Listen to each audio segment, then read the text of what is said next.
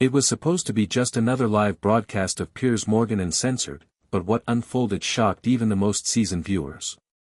The guest of the evening? None other than Denzel Washington, the legendary actor known not only for his powerful roles but also for his strong personal convictions. Piers Morgan opened the show in his usual fiery style, throwing a few sharp remarks about Hollywood's involvement in politics. Actors should act. Leave the real-world issues to the real-world people, he said with a smirk, clearly aiming at his guest. Denzel sat calmly at first, his expression unreadable. But as the conversation veered into more direct territory, particularly about black voices in politics and celebrity influence, something in him shifted. Then came the moment. Morgan leaned forward, asking, "Don't you think people like you, actors, exploit your fame to push personal agendas instead of leaving it to elected officials?" Denzel paused for a moment, stared directly into the camera, and then turned back to Morgan. "I think people with a platform have a responsibility," Denzel said slowly. "Not to stay quiet. Especially when the truth is under attack." The room grew quiet. Even Morgan seemed caught off guard by the gravity in Denzel's voice. Piers Morgan, known for never backing down from a challenge, chuckled lightly, though there was a flicker of tension in his eyes. "So you're saying you speak the truth, and others don't?" he asked, his tone sharper now. "Isn't that a bit arrogant, Denzel?" Denzel didn't flinch. He leaned in slightly, his voice low and unwavering. "I'm saying that silence is complicity. If you see injustice, if you see manipulation, and you say nothing, you're part of the problem." Morgan interjected, "That sounds awfully close to political activism. Aren't you afraid of alienating people who admire your work?" Denzel shook his head. "If I lose fans for standing up for what's right, then I never really had them. My job isn't just to entertain. It's to live with integrity, whether it's on screen or off." The audience in the studio, usually reserved during interviews, let out a soft wave of murmurs. Something was clearly shifting in the room. Morgan adjusted in his chair, slightly uncomfortable for the first time that evening. "Let's be clear," he said. "Are you suggesting that the media, this show included, are part of that manipulation?" Denzel looked him dead in the eye. "I don't have to suggest it. People see it every day." The camera zoomed in on Morgan's face as he blinked, clearly trying to decide how to respond. Piers Morgan leaned back in his chair, lips tightening as he processed Denzel's direct accusation. He tried to pivot. "Well, some would argue that actors like yourself only speak up when it's convenient, when it boosts your profile or supports a trending cause," Morgan said, trying to regain control of the narrative. Denzel raised an eyebrow, then smiled, not with amusement, but with clarity. "I've been speaking out when it wasn't convenient.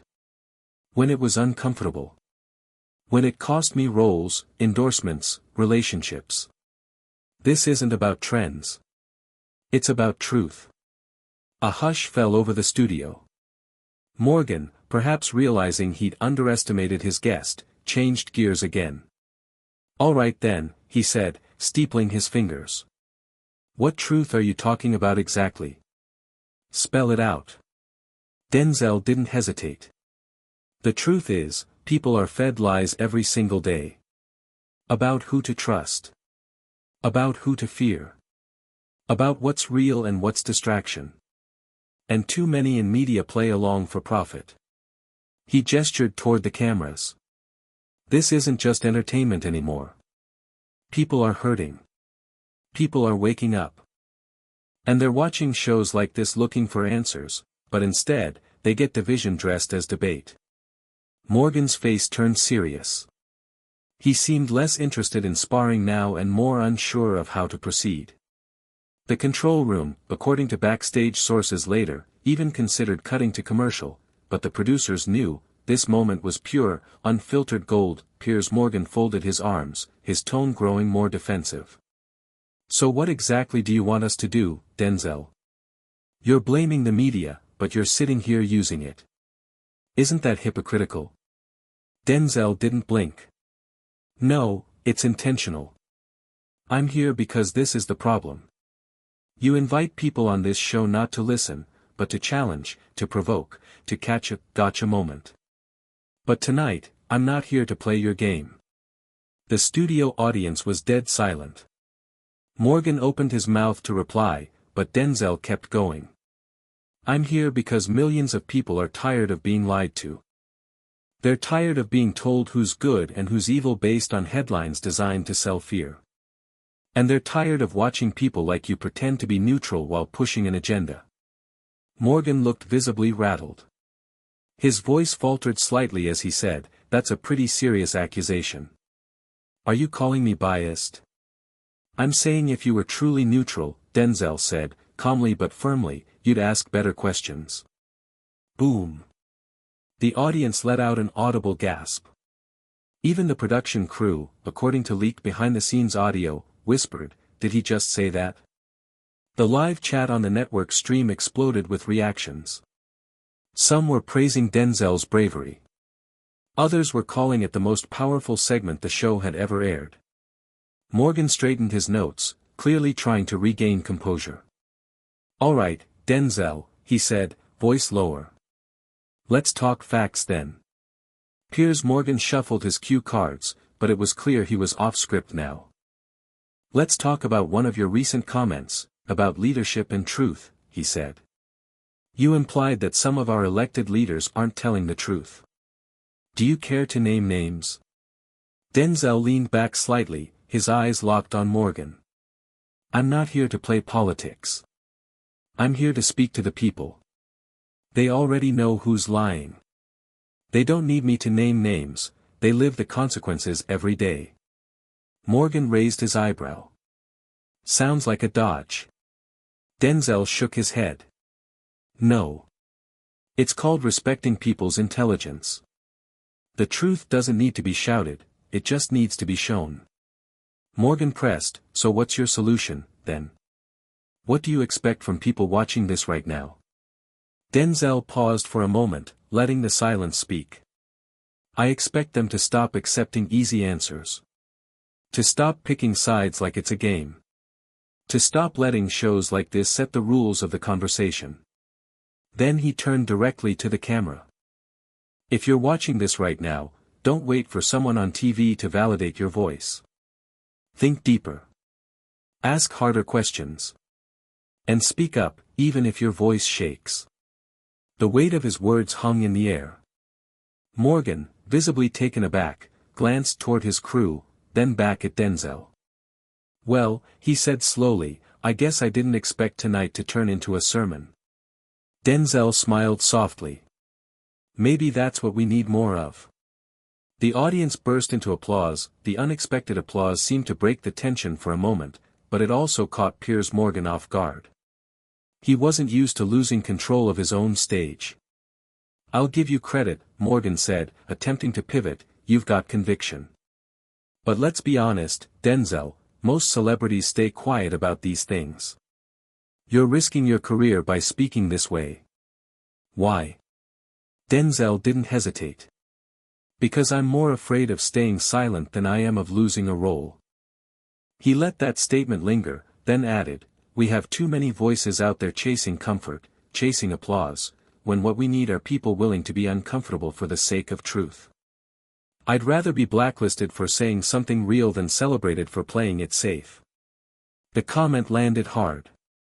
Even Morgan, known for provoking outrage and stirring the pot, appeared momentarily humbled. He looked down at his notes but didn't speak. Denzel continued, "I'm not perfect. I've made mistakes. But one thing I've always tried to do is stand on principle. You don't have to agree with me. You just have to ask yourself, why does what I'm saying make you uncomfortable?" The audience erupted again, this time louder.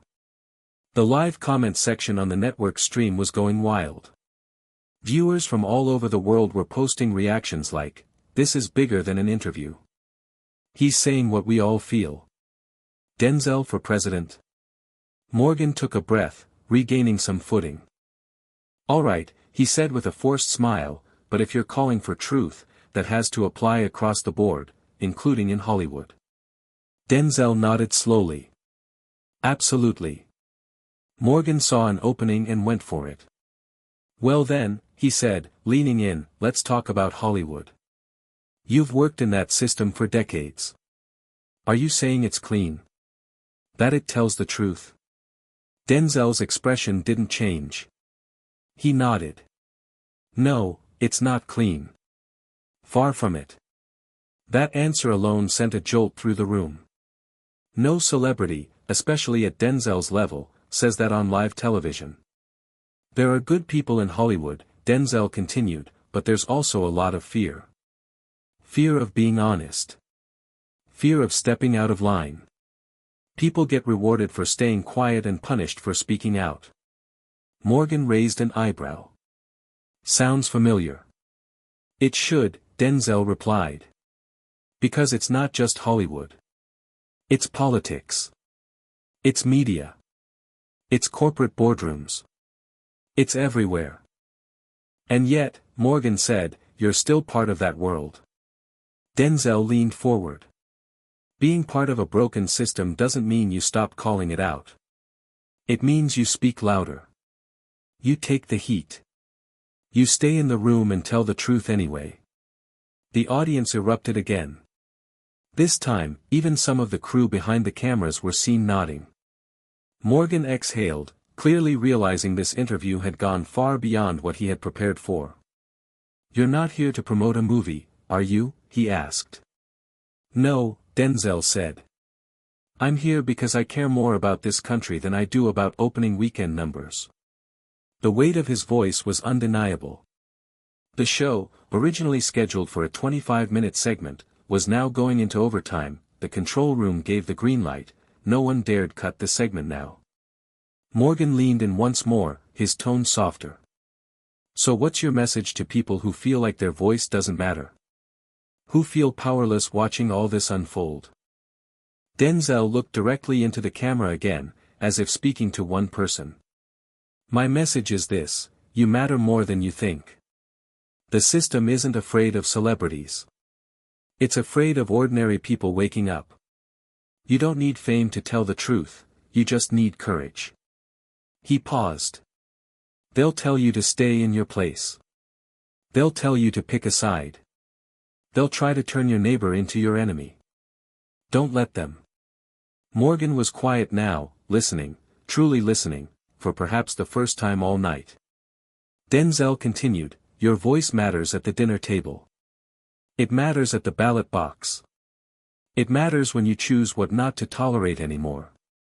And it matters when you stop believing everything you're told just because it comes from a trusted source. The audience broke into applause again, no longer just reacting, but responding. Morgan glanced down at his notes, then slowly folded them and set them aside. You've challenged a lot of people tonight, he said. Including me. Denzel nodded. That's the point. Do you think we'll ever see real change? Morgan asked. Denzel's eyes narrowed slightly, not in doubt, but in focus. Yes. But only if enough people stop waiting for someone else to do it. The studio was locked in.